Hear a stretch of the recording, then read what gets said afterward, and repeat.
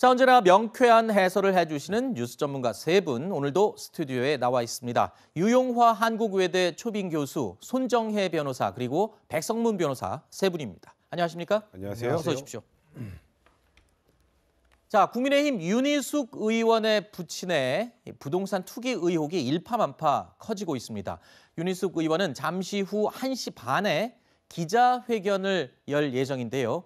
이 자리에서 지금까지 제기되고 있는 의혹들에 대해서 본인의 입장을 다시 한번 조목조목 내놓을 예정으로 알려져 있습니다. 자, 국민권익위원회의 조사 결과가 나온 이후 윤 의원은 의원직 사퇴라는 초강수를 던지면서도 아버지의 의혹에 대해서 이렇게 말했습니다.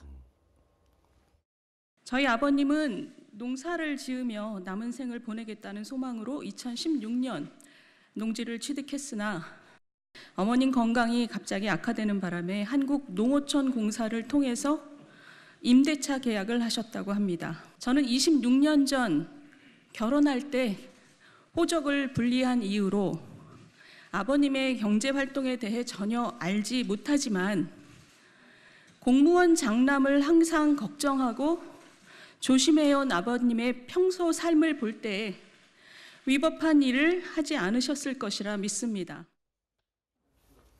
자, 윤희숙 의원은 아버지가 농사를 지을 목적으로 땅을 샀다고 해명을 했었는데요. 그런데 윤 의원 부친이 매입한 세종시의 땅을 지도상에서 잠시 살펴보면요. 직선거리로 2km 정도 떨어진 곳에 일반 산업단지가 2곳이 있고요.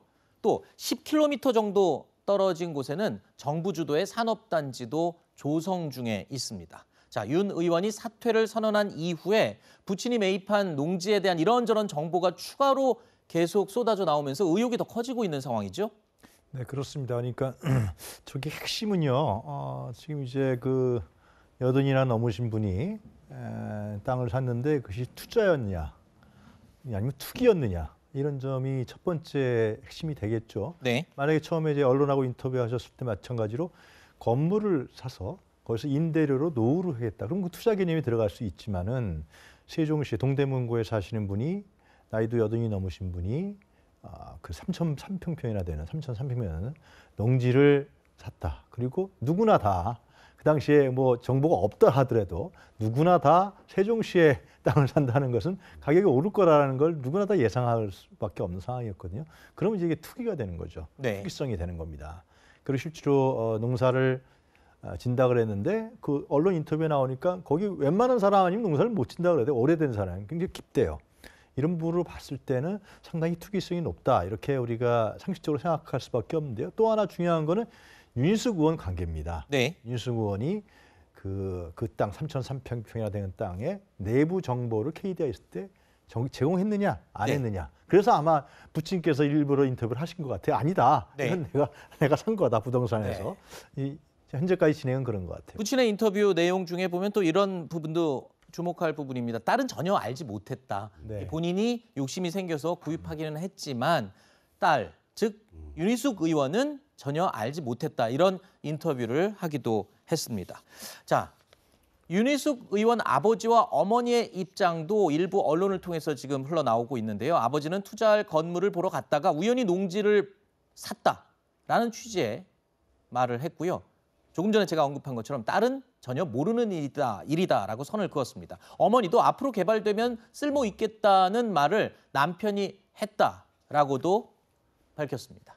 자, 윤희숙 의원 부모님의 말만 들어보면 농사지을 목적으로 세종시에 농지를 구입했다는 해명과는 조금 배치되는 부분이 있는 것 같습니다. 일단 뭐 딸 입장에서는 부모님의 생각까지 모두 다 알지 못하는 상황에서 해명이 나오는 과정에서 조금 허위 논란이 제기될 여지가 있었는데 어찌됐든 이 이슈가 굉장히 언론 보도를 통해서 많이 나올 때는 그래도 아버님에게 직접적으로 구체적인 사실관계를 물었어야 되는 거 아닌가라는 생각을 해보고요. 윤 의원이 설명하는 것과 부친이 설명하는 게 다른 겁니다. 부친은 애초에 방 8개짜리 건물을 보러 갔다라는 것은 노후 목적으로 부동산을 취득한 이후에 월세 수익으로 이제 노후 자금 쓸 생각이라고 한다면 통상적으로 이 농지를 살 때 여기서 농사를 져서 생활비를 조달할 목적하고는 배치되지 않습니까? 네. 좀 해명이 불명확한 점이 있어서 거짓말 논란이 나올 수 있는 상황이 아닐까 생각이 들고요. 하지만 지금 이제 거론되고 있는 사실관계 중에 위법 행위가 확실하냐 이런 부분들도 아직은 미정입니다. 농지법 위반, 주민등록법 위반 정도가 걸려 있는데 수사를 해봐야 위법 여부를 명확하게 확인할 수 있다. 다만 국민들한테 솔직하게 거짓말 없이 그 당시 알고 있던 사정을 유니언이 해명을 해야 된다라고 생각합니다. 네.